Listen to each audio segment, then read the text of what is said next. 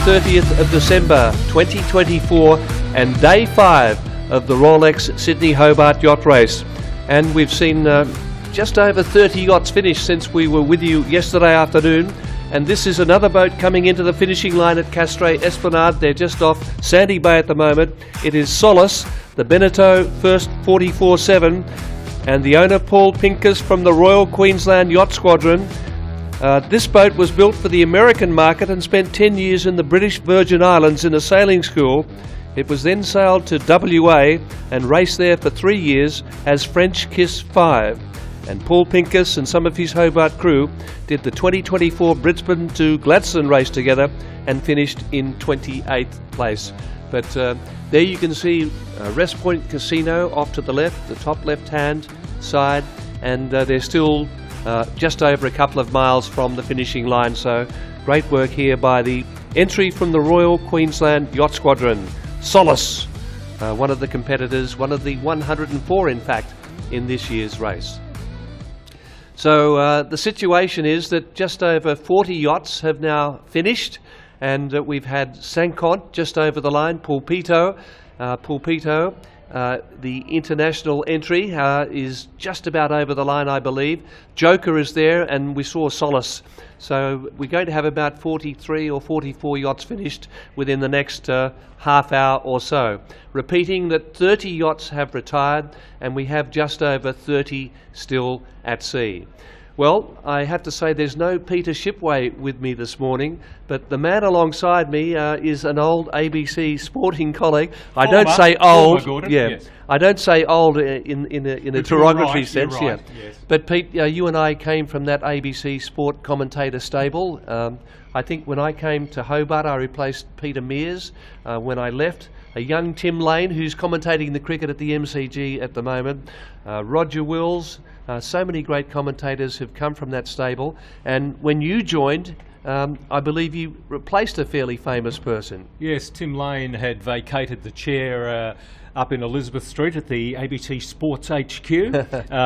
Some 9 months later, I took his place and was here for 6 years. And like you, Gordon, my initiation to ocean yacht racing was having to cover this Sydney Hobart Yacht Race. So, so I've been involved since 1980, off and on. You just about the whole way through. And I've followed in your wake, it must be said, with everything except rugby union.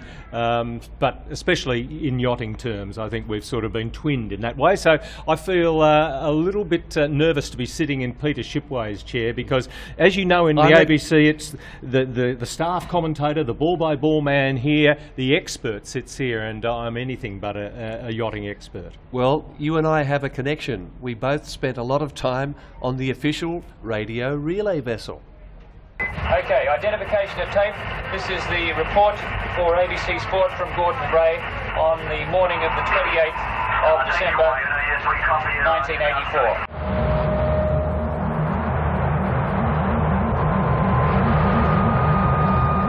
By the 6:30 position report, or scared with the radio relay vessel Wayuna, 29 yachts have pulled out of the race.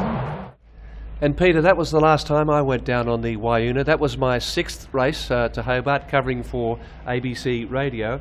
And it was a rough ride. 79 yachts retired in the first 48 hours. It was a lot rougher than the race this year.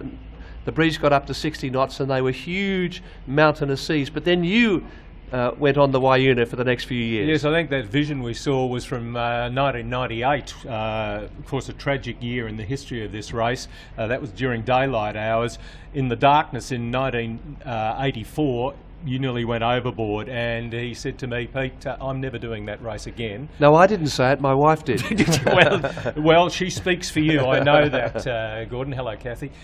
So, yes, I did it for the next 4 years, 3 very comfortably on the Wayuna, but then the Achilles too. In 1988, I was sick before we got out of Sydney Harbour, so an old colleague, Peter Walsh, loves reminding me of that. So 4 years on the radio relay vessel, and then I've got one up on you, and that's all.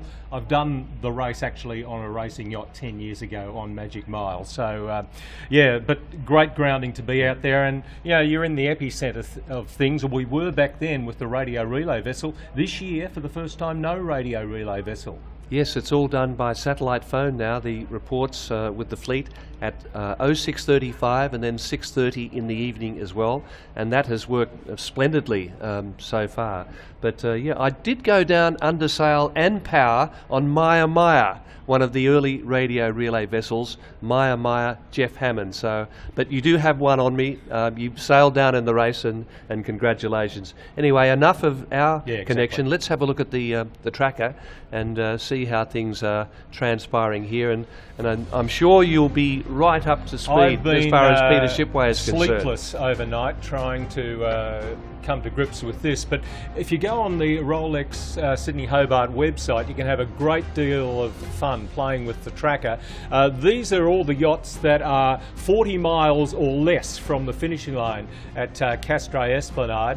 So that's from Tasman Island on the far right there, all the way up to Sullivan's Cove, and here at Kings Pier Marina where we are. And Gordon, after a very quiet day, when we left yesterday at 5 o'clock, there were about 12 yachts in the pens. There are over 40 now. So the volunteers overnight have been very busy welcoming all the yachts in. And we've got a good 20 plus knots of northerly breeze at the moment, but and we might look, as you can see the flags, it looks to drop away a little bit, but that's nice out on the river. And we saw some great speed made by Solace just before coming up to the finishing line. There was no breeze this morning. There's 28 yacht knots nearly out at Tasman Island, so they're making a bit of pace across Storm Bay at the moment. But this morning, zero breeze, and I had a nice walk along the foreshore at Taroona this morning and watched 8 yachts in a slow motion yacht dance, and some of them were going backwards, as is the way with the River Derwent, but the breeze has kicked in. And we might go back to the tracker now and just show you what it looks like now. This is the live race tracker now, which you can play with and look at the boats in the river and have a look at their tracks. Look, they've been looking for wind, and a lot of them, as the wind has got up, have gone a little more westerly over towards the Taroona shore. This morning they were all over on the eastern shore over this side on South Arm. Here we are, and there's a lot of them still over there on South Arm. So we'll just have a look there. The entrance, they're ganging up there at the end of South Arm, the entrance to the bay here, and we're going to see a number of yachts finishing probably while we're on live today. There's a couple of double-handers there, Disco Trooper Contender Sailcloth, Jules Hall and Jan Scholten. They were the inaugural winners in 2021 of the two-handed classification, and from 2022 they were then, all those double-handed boats were eligible for the IRC. But no one's going to catch Rupert Henry. No, he's definitely been French the outstanding co-sailor. Yeah, definitely the outstanding. And Pac-Man there, another double-hander. So here we are, right up in Sullivan's Cove, and Pulpito, the Sydney 38, looks like it's finished now, and quite competitive in the Sydney 38s. I don't think we had that category last year, so back in it this year. And well, there were 6. Is a former place getter. Yeah, there were 6 Sydney 38s. A couple of those had retired, so I think there are 4 left in, and Pulpito is from New Caledonia. So New Caledonia, the sailors there have had a terrific association with the Rolex Sydney Hobart, and they'll be delighted with their performance. And you see Solace there doing 6.6 knots. There's a little bit of a time delay here, so that was probably, 2 minutes ago. Look, it's telling us that. So this morning they were doing 0.2 of a knot over up the River Derwent. So the breeze has kicked in, and so come down if you're in the local area and have a look at the finishes. There's going to be a lot of roaring going on behind us, Gordon, as the spectators welcome in the finishers. Quiet in the race village at the moment, but there's plenty of bean bags available. There's a lot of entertainment there to be had, and the big screens there to keep you up to date with what the racing is doing. And there in the Race Liaison Centre, those domes behind the village green. No better place to be on a glorious sunny morning in Hobart. So yeah, with Pulpito to finish, that'll make it the 42nd finisher, and remember 30 have retired, so 32 still at sea. But Joker is also closing on the finishing line, and as we mentioned, Solace will be the 44th boat across the finishing line.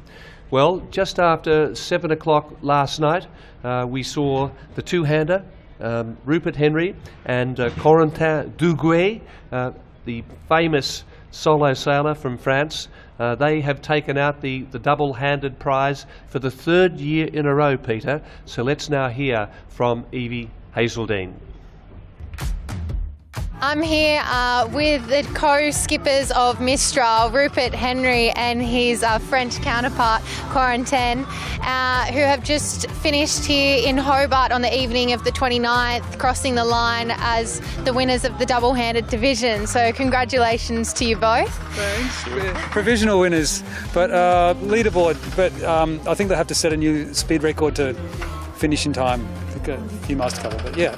Online honours at least. Had a nervous day because we got a park up last night and lost a lot of ground. We had quite a good gap on the double-handed fleet, and then the weather didn't work out quite well for us just off St Helens, and they closed right up again. So we had a nervous and hard-working day, but I think we put enough time in. You both have done a great job to sort of work together, doing only one regatta before together. Is that correct? Yeah, we've done one race together and some training before that. That was in Brittany, out of Lorient. We've got similar skill sets. Corentin is far more experienced than I am because he's a professional sailor and he's one of the very well renowned. So we race similar boats. There's also that trust factor as well because we've done similar races. Was there moments where you could take a break, one of you, or were you both quite full on, knowing that the breeze was also there and quite strong? We consciously take good breaks. I mean, you have to. It's a 3.5 day race. You just become exhausted, and that's why you have to have the faith in your co-skipper. So you can, when you sleep, you can relax because it's in good hands. Yeah, of course. And if one of you is on a break, does the other one make the decisions about where to go and what sails to use and trimming? Is it totally into the hands of the one that's steering the boat, or do you sometimes have to wake the other one up to make a big decision? We would generally wake the other person up if there's a decision to be made that we hadn't preempted. Most of the taxi jobs or you have 6-hour planning, and we usually need 2 people to do them quickly anyway. But if something new comes up, then we talk. For you, how was the race being your first time in Australia and your first race in Australia? Interesting? Yes, more than interesting. It's the Gee and Hobart legendary race.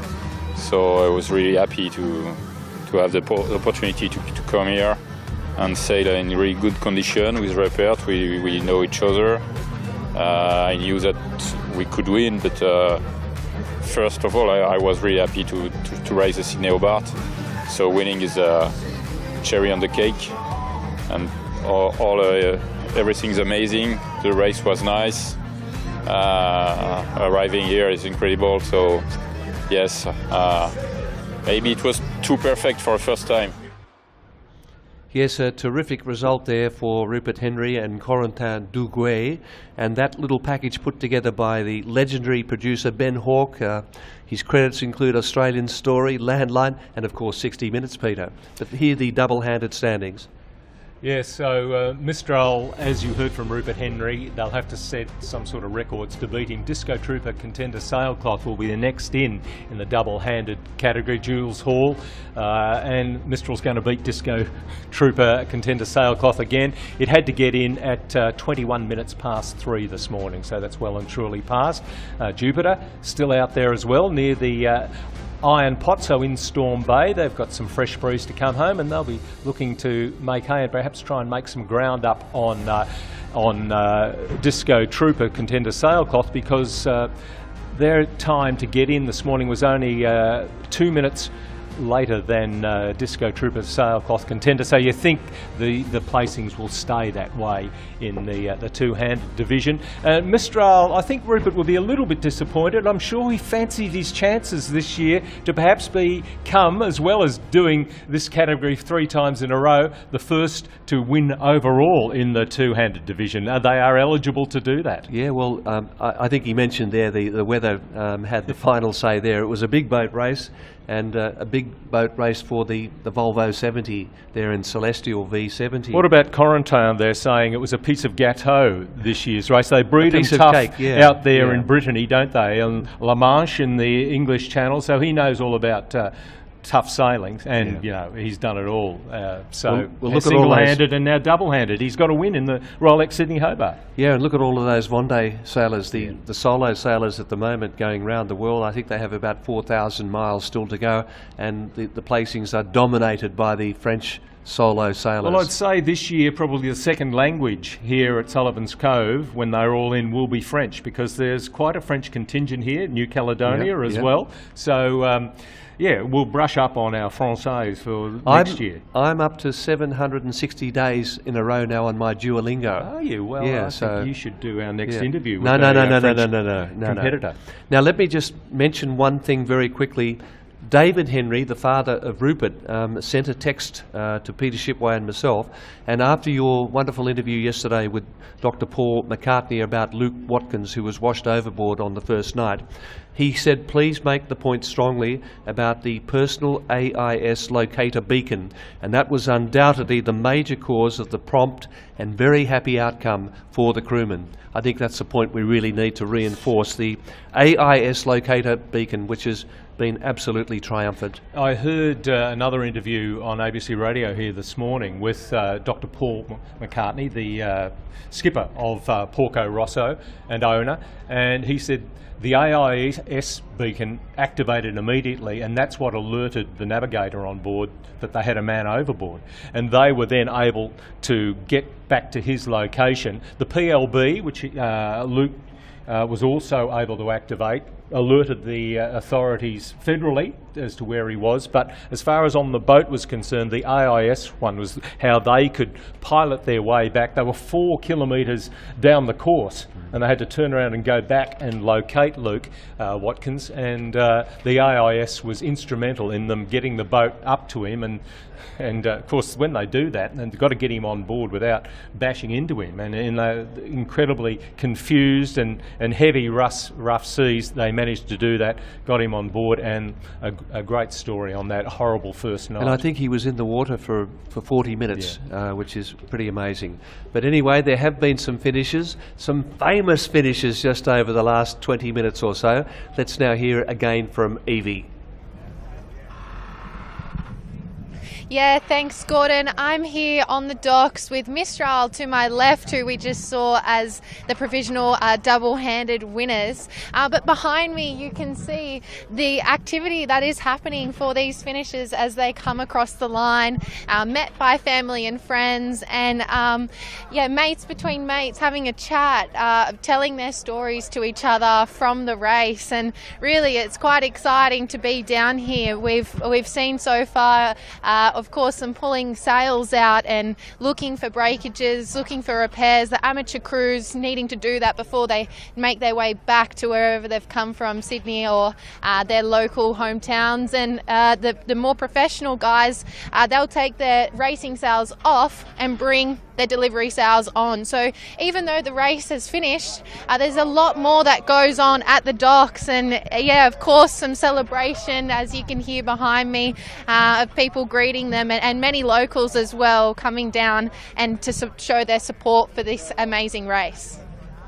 Yes, thank you, Evie, who was an Olympic sailor with Olivia Price at Marseille in the Paris Olympics in 2024.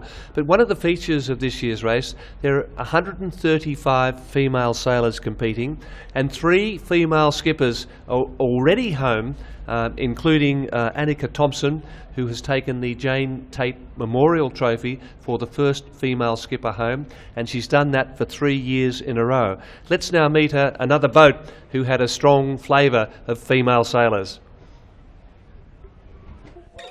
I'm here with Melissa and Renee on Dark and Stormy to talk a little bit about what it's like being on board a full crew of first-timers going to Hobart. Melissa, can you tell me a little bit about your sailing background and how you got on this boat? Yeah, honestly, it's been a couple of years in the making, so I'm super proud. I just joined the Royal Brighton Yacht Club down in Melbourne. Started on a boat called Jaffa, where I was on the bow there, and we really did mainly all of the ocean racing Club of Victoria races. And it kind of ended up on Dark and Stormy with Renee. We started on the same boat together. And it's great to see that on Dark and Stormy you've got 4 out of 10 crew that are female. So Renee, can you tell me a little bit about what your role is on the boat, and how do you foresee this race going for you and the crew? So I started out in the pit, which is just here. Basically now I'm just filling in all roles. I helm a lot as well.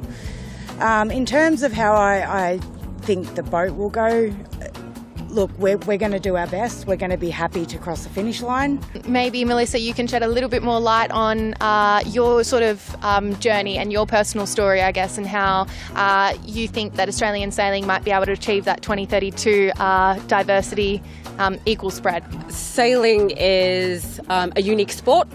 It's not one for the faint-hearted.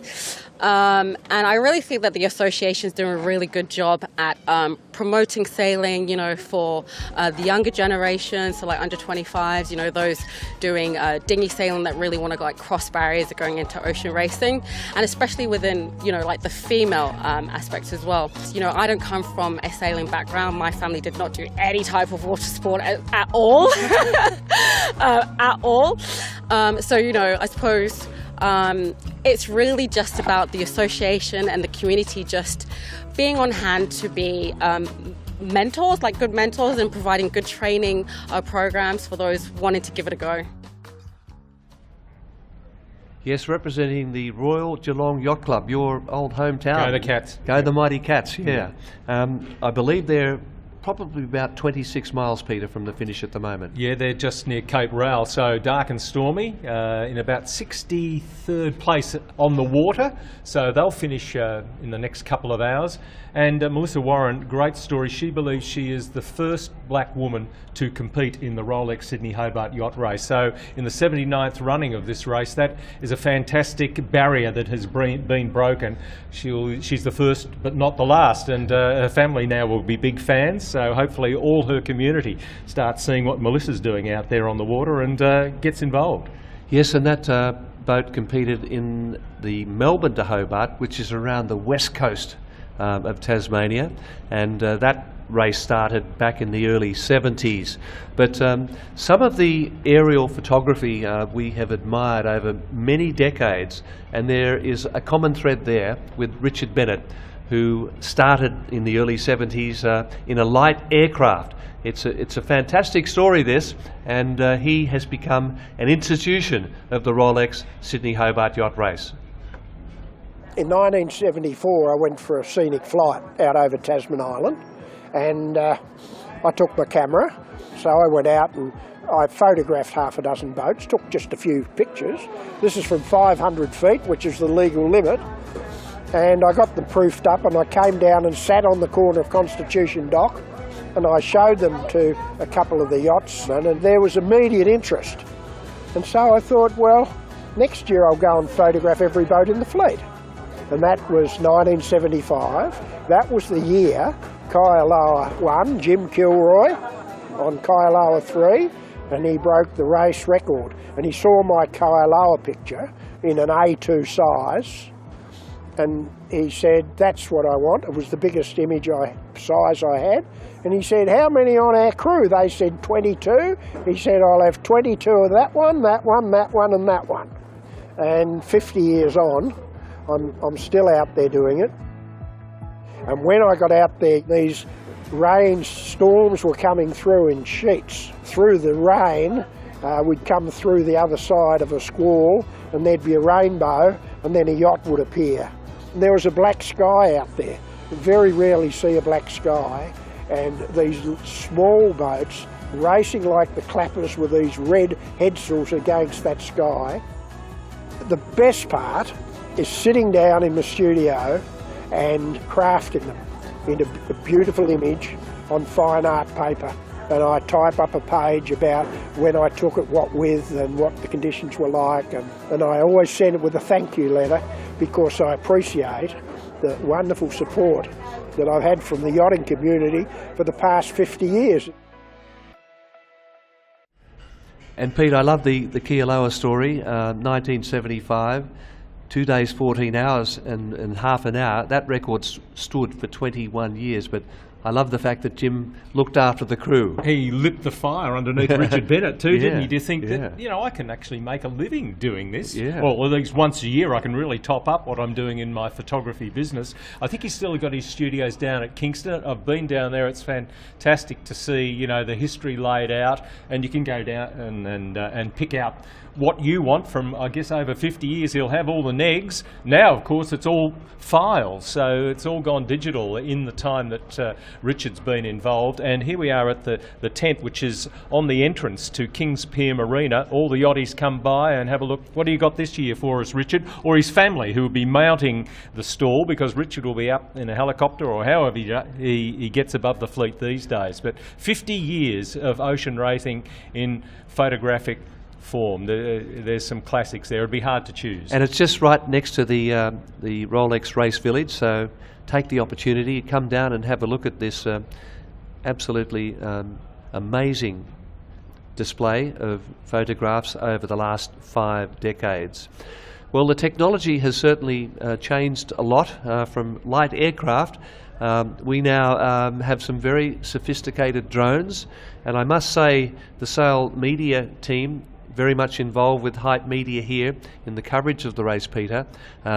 We have a couple of drone pilots, John O'Witty and Piers Hascard, and also we have a guy who has to catch the drone. That's an intricate operation. Gecko is his nickname. It's a great name, actually. He's got the big knobs on the end of his fingers to catch the drone. That's been the greatest addition, I think, to the coverage of this race. The drones can go at mast height and not interrupt the flow of the race, whereas helicopters would, of course. And of course, we mentioned James Bury. His uncle is the legendary Brian Bury, a household name in Australian television. And I believe he might be watching, Gordon, is that right? He's in his 90s, Brian, so a big cheerio to you. Yeah, he was an absolute legend in the Nine network over many, many years. So, yeah, let's have a look at the glory of this new technology and the drones, courtesy of Sail Media.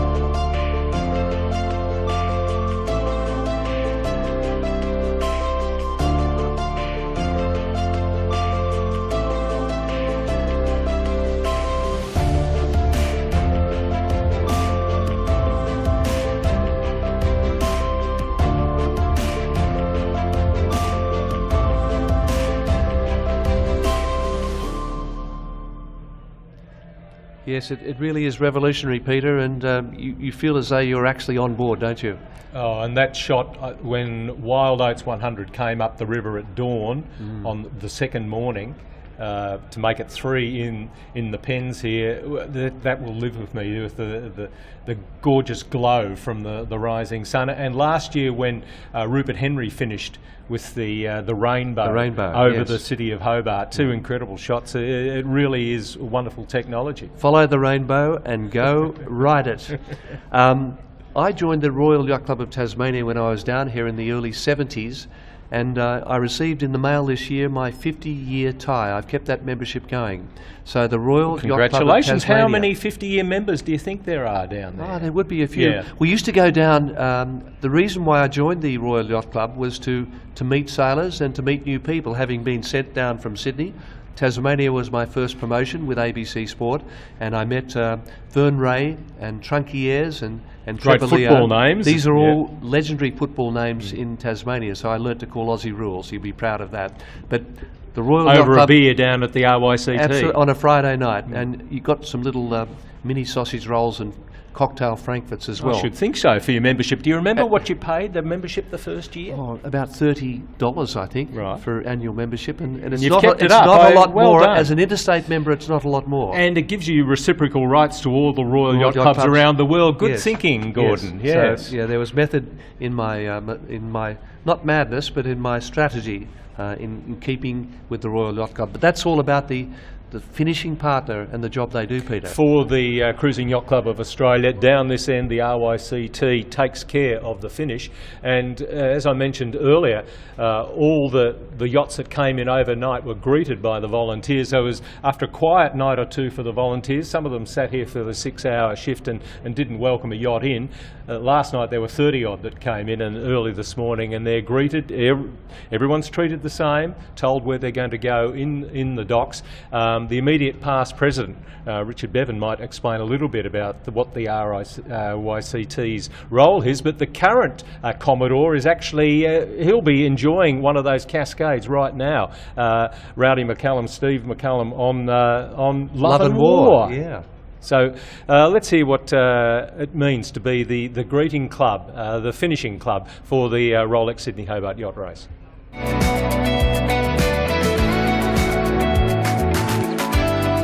Well, it goes back a long way, obviously, to 1945, and we've been the finishing partner for the CYCA for every year since. It's just so exciting, and you know the race is on, and you know they're going to turn the corner at Tasman. They're coming up the river, and we get that call when they come around Tasman, and it's all hands on deck to get to the dock, to get the boats out there to greet them, and yeah, it's electric, and the club, everyone in the club gets into it and love it.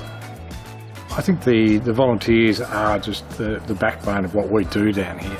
It's the race is, it's just evolved over almost 8 decades, and the volunteers have been key to this whole thing the whole way through. There's over 200 volunteers and over 2,500 hours of volunteer hours put in towards the event.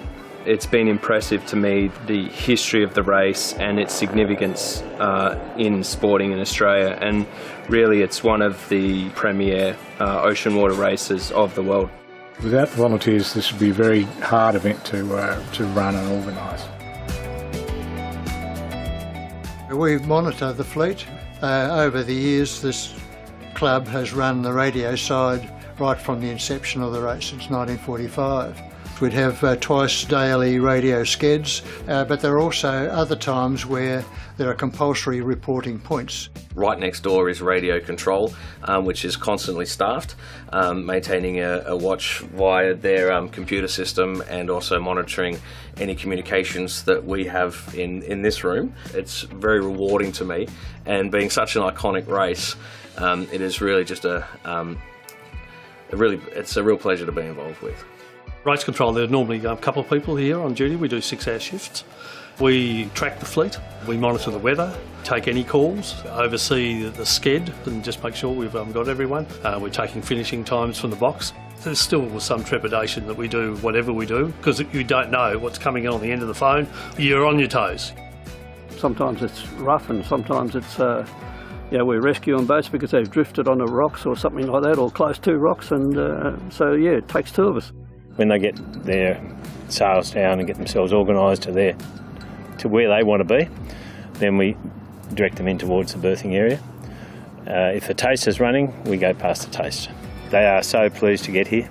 That was goal to get across that finishing line. They're very anxious to get into their berth, and they're very anxious to get a beer or whatever else they'd like to consume. Many of the sailors say the only reason they do the race is because they're not going to get any other prize other than a slab of beer. So it's nice cold slab of beer. We collect the trackers off the boats. We provide a quarantine disposal bag, and just a general welcome, and to answer any inquiries of where's the nearest laundromat, or where's the ATM, or show me the way to Customs House Hotel. The preparation for the trophies really starts at the end of the previous year's race. So there's quite a bit in it. There's about half a dozen people involved at different levels of it, but it all seems to work in the end. But we all get a huge amount of satisfaction out of it, and one of the reasons that this club has been so successful for so long is that connection with the big race. It's very nice when you see the sailors take them away and see how much they value the trophies, even though some of them the trophies are quite modest. What's behind the winning of them is very far from modest, so we love to see them going out the door. Someone once told me, the more you put into a club, the more you get out of it, and that's certainly true in this instance. And Peter, when you think about it, the RYCT welcome Rani. after 6 days and 14 hours in the very first race in 1945, and that would have been, I guess, in the early hours of the morning. So the Royal Yacht Club of Tasmania were out there to meet Captain John Illingworth, who was the first winner of the Sydney Hobart in 1945. Here we are, 78 years on, and the volunteers, they don't care what shifts they get. Well, they say that, but they're putting their hands up to be part of this great event each year. Well, there's one boat that it was built for the 1979 Admiral's Cup. I think it may have been a Doug Peterson design, but this boat has done more races than any other in the great Rolex Sydney Hobart Yacht Race. So let's hear again now from Lisa Darmanin.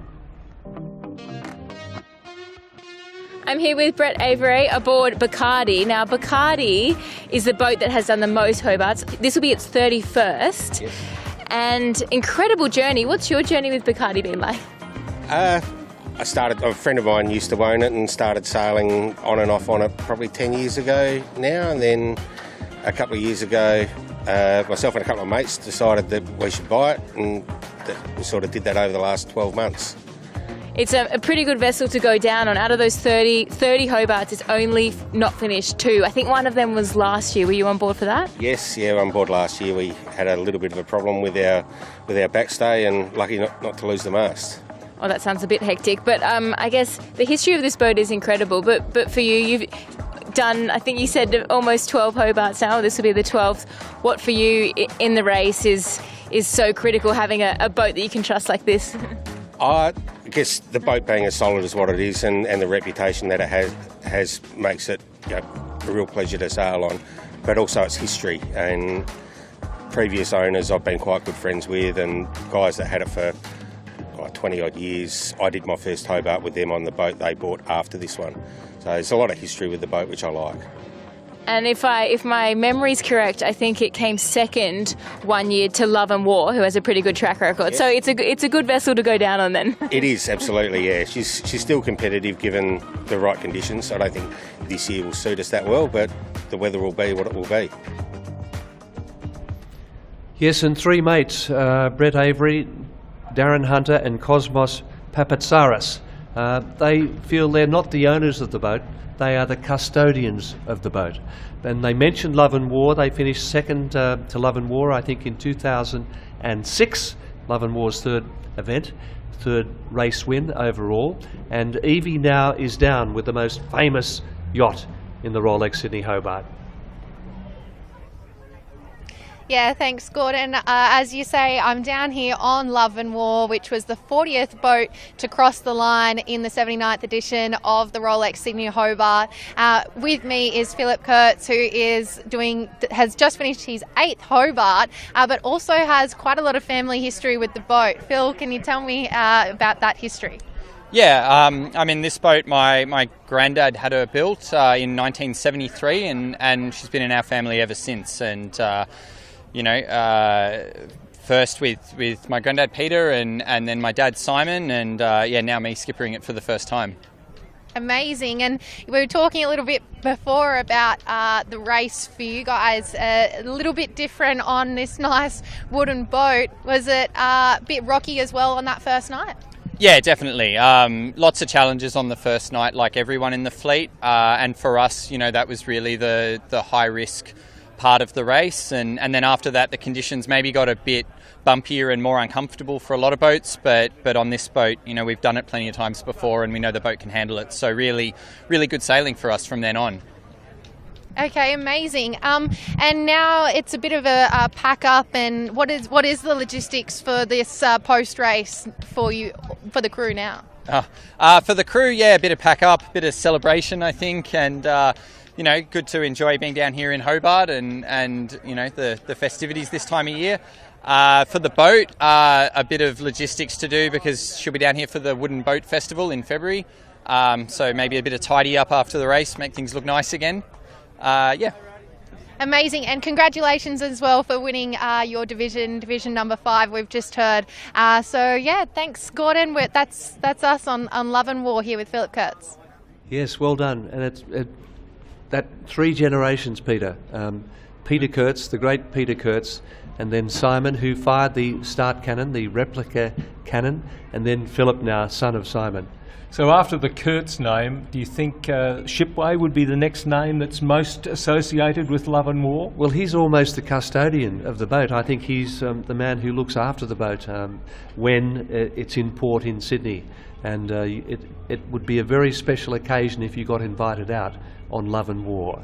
I'm still waiting for my invite, actually. Well, come down for the Wooden Boat Festival, Yes. Gordon. Peter mightn't be here, or he probably will be, but you will be able to get on, I'm sure. And that's coming up at the end of the first week in February here in Hobart.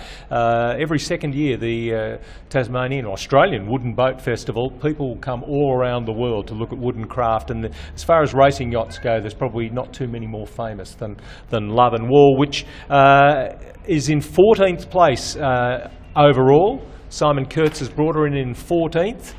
Just in front is the leading Tasmanian yacht, Midnight Rambler. Eddie Saltis was in that slow motion dance up the river today, but they've got across 13th, followed by Love and War. So we've got 15 finishes so far. That are in the overall position. Cyrene comes in next, but there's Love and War, and we roll back to the top. You see Whisper had a good race, finished the Mistral in 9th place. The should win the two-handed division, but Celestial, Law Connect, Wild Thing, the first 3 yachts to finish here, have finished 1, 2, 3 on corrected time. And Gordon, I can never remember that happening. We came down here on the second morning. Well, I arrived down here. They'd come in before dawn, and that has not changed. And even then, it appeared it would not on handicap. Such was the dominance that those bigger boats had in those conditions on the first night and morning. Yeah, great frustration for a little boat like Kismet. Sean Langman, a 30-footer. Let's see where Kismet is on corrected time at the moment. Kismet is at the moment. There we are. Oh, you've gone. Did I go past? Yeah, you come back. Actually, I think they'd had a very good race. Yeah.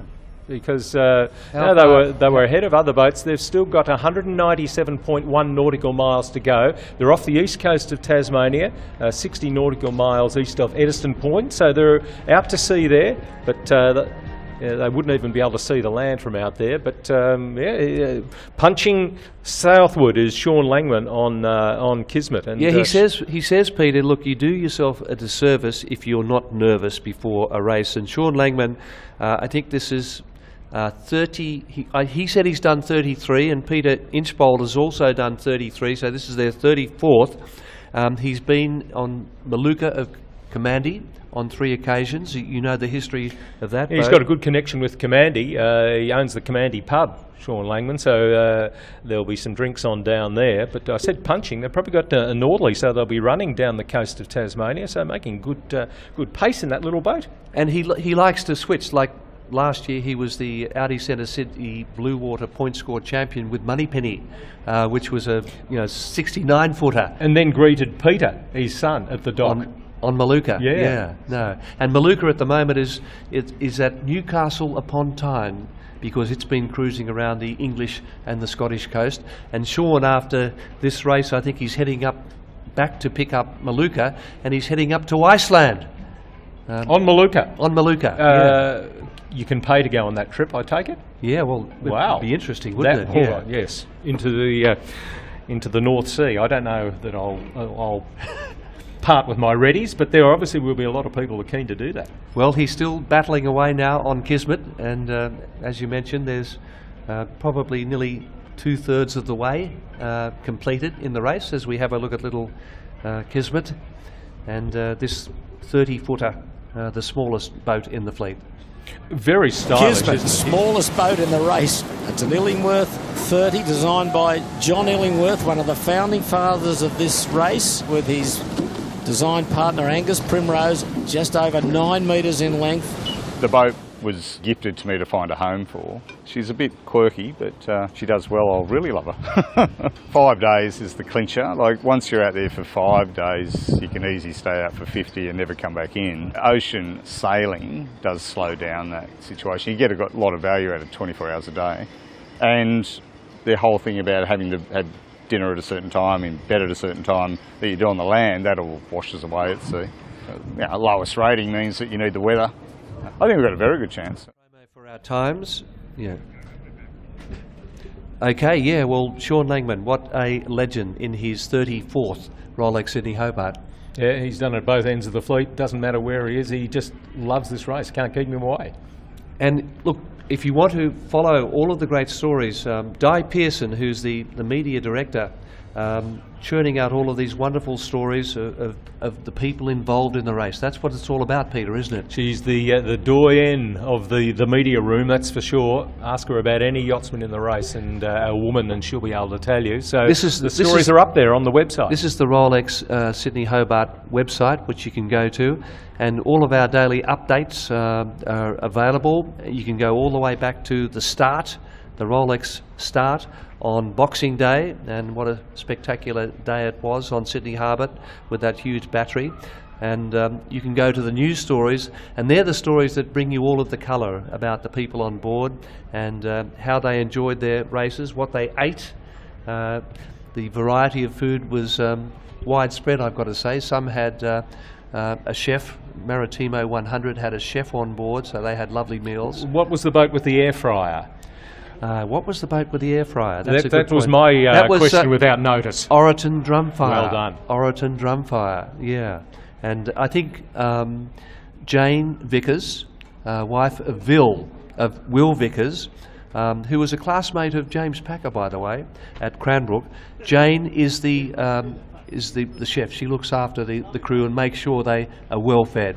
Yeah, well, a well-fed crew is a keen and able to give their all crew. So it is important. The one race that I did, I was in charge of the sandwich maker down Sydney Harbour before the start, making sure that the crew that were in charge of all the manoeuvring there were well fueled up, and that continued. We all took our turn, but a bit of freeze-dried food for us, which we just threw the plastic bag and boiled it up. Most of the crews, I think, probably have been fed that way coming south. Well, I know Antipodes, they had sausage sangers on the second morning for breakfast. Sounds okay. Yeah, so that's pretty impressive. Now, don't forget that you can join us for our next report. We'll have our report at 4 o'clock, and please note the time tomorrow morning for our final report, Peter G, at 9:30. But yeah, YouTube, CYACTV, the Rolex Sydney Hobart on Facebook, and the website. Please go to the website, rolexsydneyhobart.com. Absolutely comprehensive. You've got the tracker there, you've got all of the latest colour on all of the yachts and the competitors, and all of our live reports, and of course you can watch the start of the race again if you so desire. I think that might be Pac-Man heading towards the finish. So Pete, just updating then, how many do we have still at sea?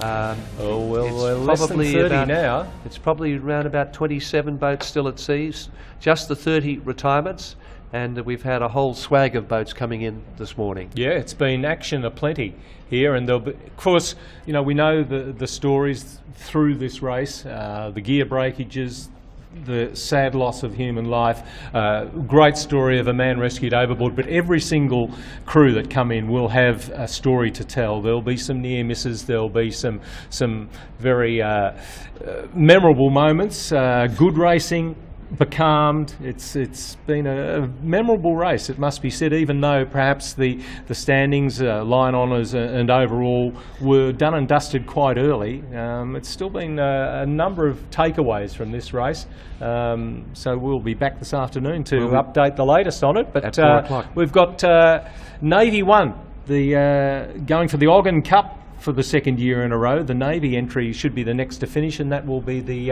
45th boat to finish the race this year of the 104 that started on Boxing Day. And talking of Defence Forces, Happy Wanderer yesterday, they were either current or retired Defence Force personnel, and they have I think it's called Happy Sailors, which is a charity looking after Defence Force families and making sure the welfare of those people who've served us so magnificently in honour of their country.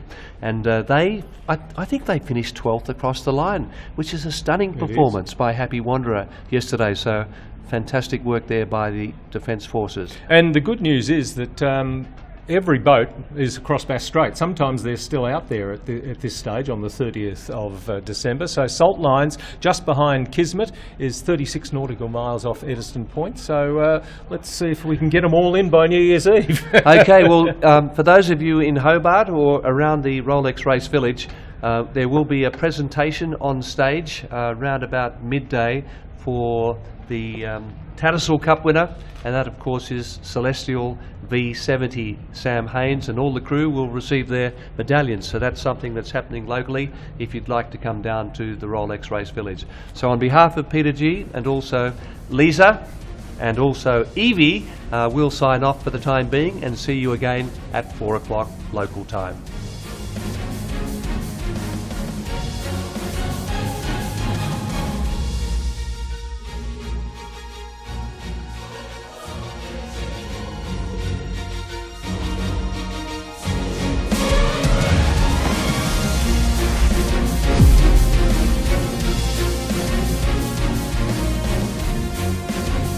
This has been a Hype TV production.